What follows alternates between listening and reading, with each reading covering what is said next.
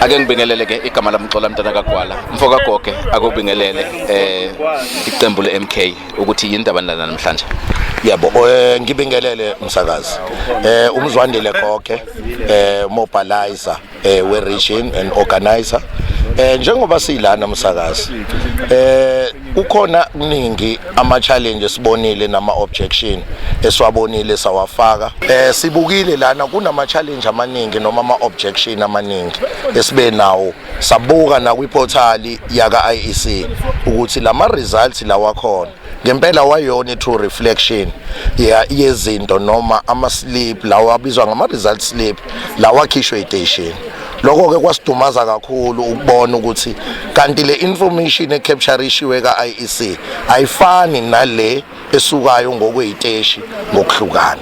So njengoba silana ke sizolontsha lama objective amanye sawafaka ukuthi socela ukuthi akake basinike le information yokuthi ke njengoba sekunama percent amangaka nezinamba ezingaka ngokwama video wona ungabe khambe kanjani ngoba iportal ikhuluma okuhlukile kunaloku esikaptureishile ngokwama ward ngokuhlukana kuma results esikhona. Ngakho ke Mr Goge uqonda ukuthi niyayidispute lento ukuthi kuthiwa this was free and fair elections. Yebo kunjalo, kusurprisile ukuzwa lokho ngoba sikuvezile na izolo sakuveza na kwezinye insuku ukuthi ngempela sikho happy. Kukhona nje ama cases nawo abambekayo ane proof yokuthi kunezinto ezenzekile engahambanga kahle. Kunane case esiziya reportwa kwane criminal case yabanye kade bethatha amabhokisi. Kepha lokho konke sakubuka kuyinto uIEC ongayithathanga serious. Sisemahlangana ke sama ward ngokuhlukana ukuzwa ukuthi nje ku debriefing ikhambe kanjani. Sabona ukuthi engathi maningi ama ward anenkinga efanayo yokuthi ama results lawa khona awafani nalawa acaptureishiwe kwa IEC. So lento esiphathe kabi sathi asike sisondele sike ngempela sicele iproof yokuthi kuphi lokho captureishiwe okuhlukene kunalama slip lawa semawadini kanye ke nama objection ayefakwa ngokweziteshi njengako nje ungasebenzi kwescanner ukujikishwa kwabantu abanye befike eziteshini ukuthi sebevotile konke lokho kusiphathe kabi sathi masihlala sabona ukuthi lama case njengalawa abengenzeki kwiward elilodwa bekuyinto ekade yenzeka kuma ward ahlukene.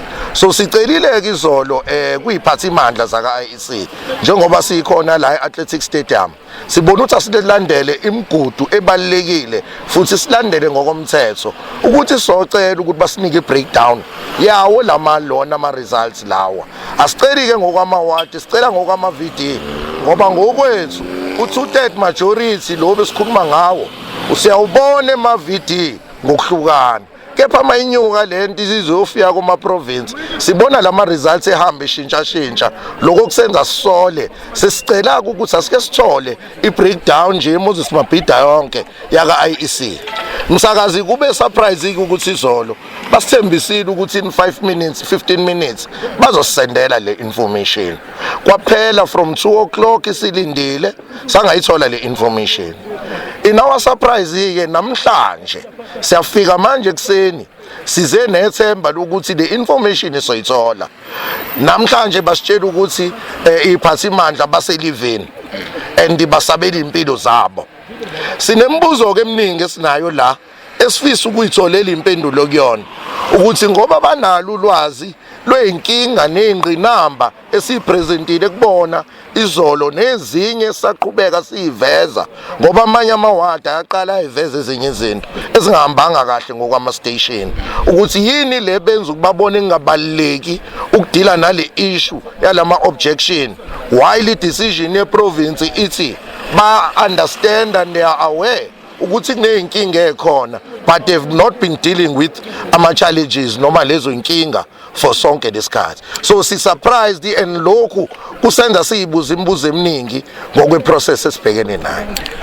We Mr Goge lana ke siyathola ukuthi lana umongameli weMK okubaba uJacob Zuma ngenkathi ekhuluma elapha na eIEC kade la kade kubalwa khona ubecelile ukuthi ucela kumiwe as MK party do you feel sabotaged ngesinqumo esithathiwe ukuthi izolo kumenyezelwe ama elections nanokuthi ke nisenalize ikhalo ikhona nokuthi kezwakala ke manje